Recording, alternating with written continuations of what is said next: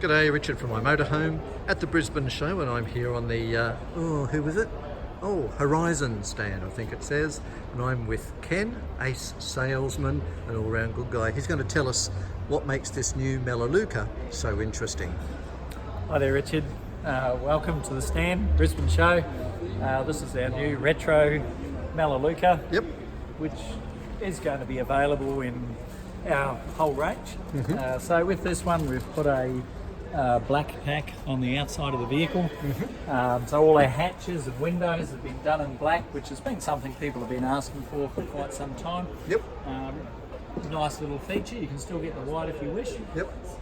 The other thing that we've done, which is pretty exciting for us, is move forward on the inside of the vehicle, and we've gone to a, as the name depicts, the retro look. So in this we can go for an orange and white, we can go for a lime green and white, we can go for a more conservative white and a light grey, or we can use a charcoal insert in the cupboard doors and drawer fronts as well. Okay. If you wish, you can use the white and the timber grain finish, which is something that some people may wish to go for. So yeah, all in all, pretty excited to have the change. So the Melaleuca, Ken, is a two-person vehicle, but also ideal for singles. You've got the swivelling cab seats there.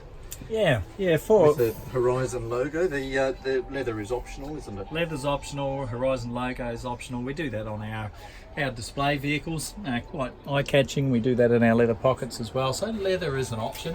For Horizon, the Melaleuca is very popular because it's under the 6 metres.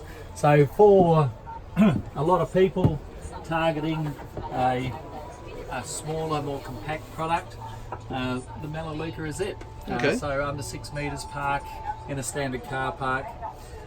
So for us, certainly single people, namely single women, would be a large percentage of our bills, maybe about 35 vehicles a year, which is quite significant to a Horizon.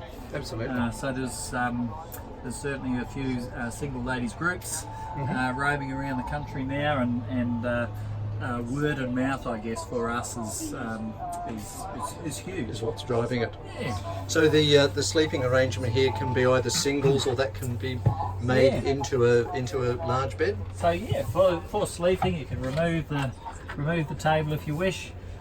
For the single traveller, the option is to have the 2 singles, so you might want to take another person with you, and then you've got that ability. Yep.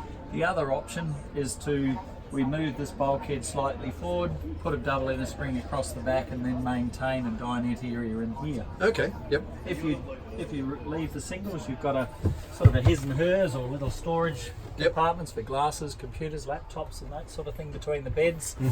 And the Lagoon table is quite versatile, and that can be used with the double and or the single bed operation. You can move that around into different points, get it right out of the way if you're just sleeping on one side. Okay. And you could leave that made up if you're a solo traveller, couldn't you? And So you got to hatch through to the luggage area at the back there. hatch through to the boot area here. Yep. One of the big features with Horizon, of course, is its charging system. So underneath here is a huge 200 amp hour house battery. As we're driving, we run through this DC to DC charger, pumping 40 amps an hour at idle, which is amazing. Absolutely. We also got a 40 amp AC charger, so when we're plugged into power, we've got 40 amps going in as well, which is quite significant for the Horizon product. Is solar standard or optional? Solar's an option. You got to remember this little That's a lot of DC power. to DC charger, 1 hour's driving is equivalent to a whole day's worth of solar. Okay. So having a huge house battery, 200 amps, which the standard is only 100, you've got 2 nights in a day comfortably staying in something like this. So Ken, Horizon's philosophy with the bathroom is small but simple, because you don't actually spend a lot of time in there. Yeah, well, we're probably only spending about 1% of our time inside a Horizon motorhome, actually inside the bathroom. If we make it too big, it takes up too much room inside the motorhome, where we're spending 98 to 99% of the time. Excellent. And I'll just have a quick look around the back, take our viewers around.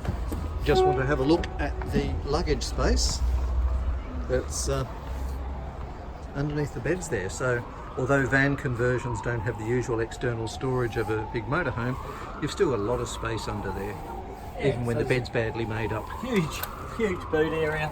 And if you go for the double bed option, that bulkhead pushes forward and you've got even more space. All right, Ken, thanks for your time, mate. Wonderful. Thanks. And people can talk to you if they've got any more questions. Awesome. Bring them on. Good on you. See you, mate.